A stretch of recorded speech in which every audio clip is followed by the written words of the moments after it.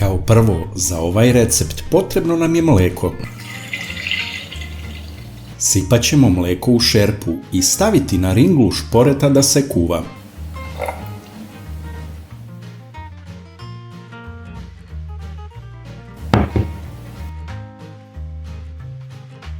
U mlijeko dodajemo 1 malu kašiku soli. Promiješamo mlijeko.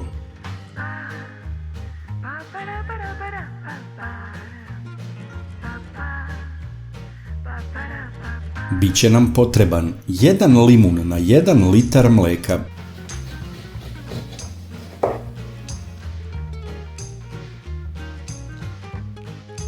Iscedite sok od limuna, a semenke i kora se odbacuju.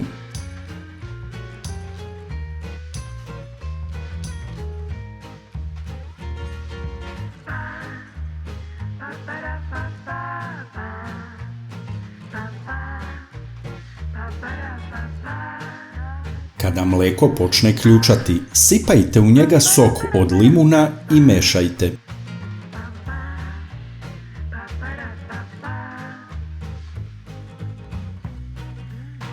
Posle izvesnog vremena primetit ćete da se mlijeko zgusnulo.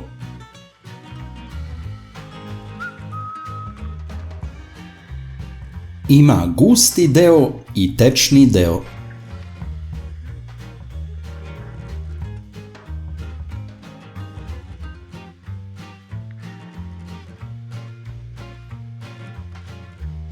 Isključite ringlu. Zelene masline bez koštica iseckajte na kolutiće.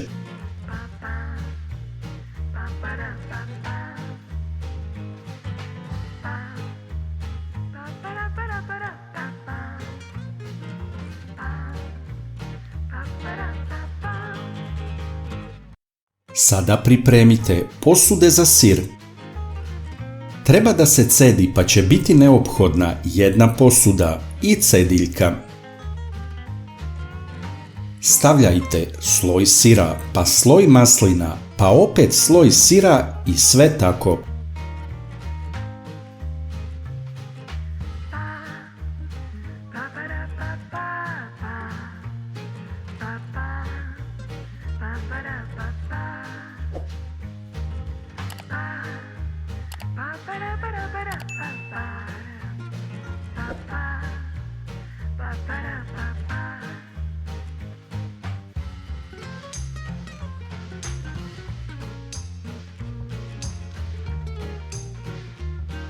Završavamo sa slojem sira. Voda iz sira se okapava.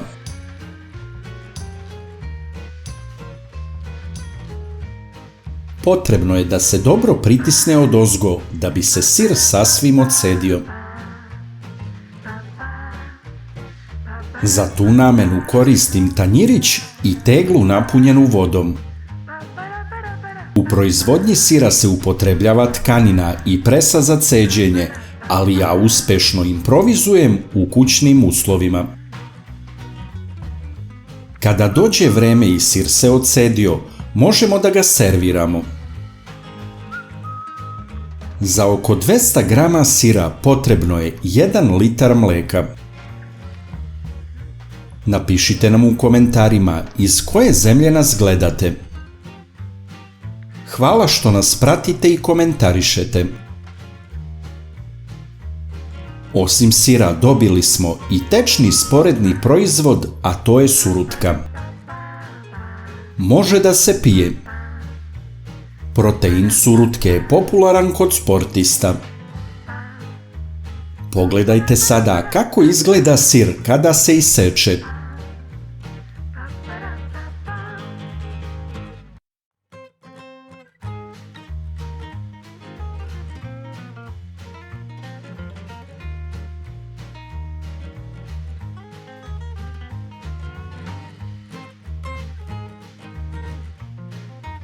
Dopao mi se ukus. Uopšte više ne moram da kupujem sir. Preporučujemo da probate napraviti i vi.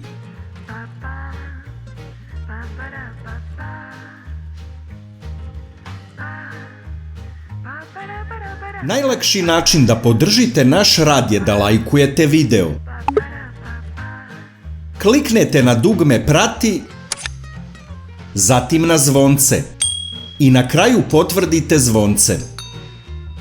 Ovo za nas znači mnogo. Hvala vam na podršci.